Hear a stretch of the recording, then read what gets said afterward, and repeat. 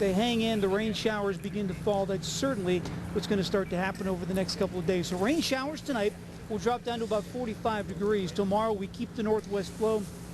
Probably not going to need the sunglasses much on Thursday or Friday. Lots of clouds around, a couple of showers from time to time. As we go through the next couple of days, you're going to see those showers periodically, especially during the afternoon hours. Might get to a little break in the morning and some showers during the afternoon hours, both Thursday and Friday. High temperatures the next couple of days, very chilly, mid-50s for daytime highs. Again, average high temperature in the mid-60s, but with the west wind at 10 to 20 miles per hour, definitely going to see things happen in a cooler fashion over the next couple of days. Where good news is, as we head toward the weekend, we're definitely going to see at least some improvement, some drying conditions and highs back in the 60s by the time we get to Sunday. Sounds good. Thank you so much. That's Scott Harbaugh with a good weather forecast coming up for us. We're going to throw it to another commercial break, and we'll be back shortly after this. Hello again, everyone. I'm Bob Briss along with Nuala and Archinal, and we want to tell you what's been going on for the last several minutes ago. First of all, I want to thank Rick Earl for the great job he did.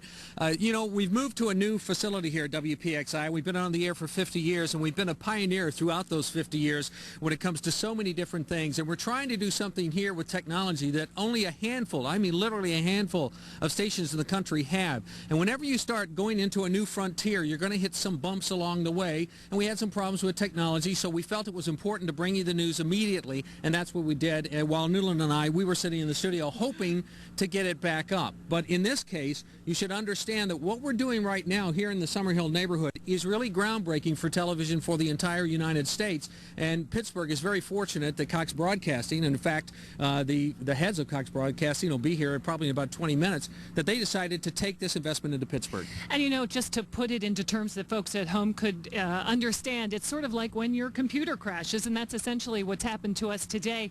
We're trying to reboot everything and get back up online, and we apologize for that.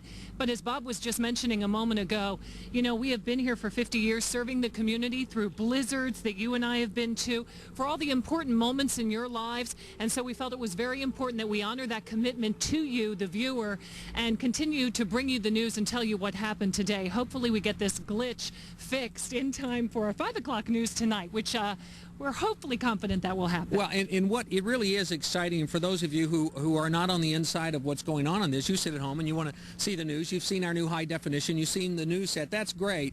But having knocked around in this business for probably 34 years and having seen film and film to tape and now tape to high definition, it truly is amazing to me and of course to many people throughout this building what we're trying to accomplish here. So no matter what you may read in the papers or whatever back and forth, what you're going to see here, and watch very closely over the next 2 to 3 weeks, 4 weeks, and going forward, because we really have groundbreaking technology, and we're going to be able to bring you the news in a totally different fashion that you have not seen before. So stay tuned all the way through that. We do have Scott here. We're going to bring him in. He's going to give us a little look at the weather, which this is kind of great because we get to go outside and do the weather, and I can feel the temperature getting cooler. Well, I said earlier, as a kid growing up in Pittsburgh, I watched years of Channel 11 doing the weather outside, so this is kind of like great for me to get the opportunity to do this. And one of the things that we've been doing with this new building and with the new developments is high-definition weather graphics, too. Amazing. And the difference is truly amazing. Hopefully you've had the chance to see it. You're going to get more opportunities to see it. It is a beautiful weather system. It's going to help us give you up-to-the-minute forecast information right in your neighborhood, right in your location. Today, one of those days where we're seeing a lot of changes. Temperatures in the 60s today instead of the 80s. We're starting to feel that fall breeze, and as we go through the next couple of days, kind of the ugly part of fall in western Pennsylvania. We're going to get the clouds, the showers from time to time. High temperatures the next couple of days, generally in the 50s instead of in the 70s and 80s. The good news is, once we get to the weekend, things begin to dry out a little bit. Still not going to be warm this weekend, and outlying areas this weekend could possibly see their first frost on Saturday night. Are you kidding? But then we have Indian summer to look forward to, obviously, right after that. I think we'll have one. I think we will. I think next week, by this time, we'll already be talking about a warm-up, possibly back into the mid- and upper 70s for next weekend. Well, you know, normally, the temperatures that we had over the past week, it was so warm, you would normally think that would be an Indian summer for this time of year, but we haven't had that really hard frost yet, so it wouldn't qualify. No, areas north of I-80 have had their first frost. The rest of the area hasn't. We'll probably see some of that this weekend, but boy, I'll tell you what a stretch of weather we've had.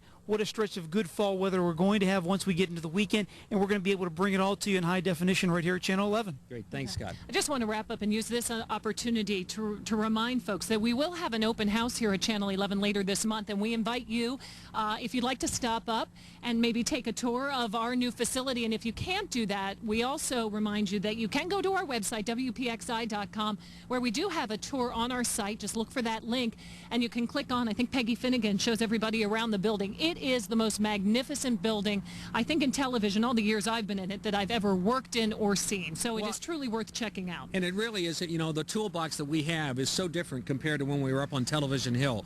And so we've got a lot of new tools. We're just trying to get all of them to work at the same time, and it takes a while. To move a television station physically from one location to another is a massive undertaking, and that in itself is very few television stations ever have to do that. We're going to get things back together. Don't forget, Channel 11 News coming your way tonight at 5 o'clock. Have a great afternoon. We'll see you tomorrow morning.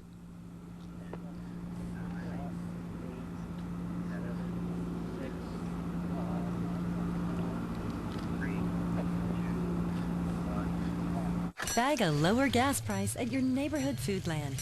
Signed up yet?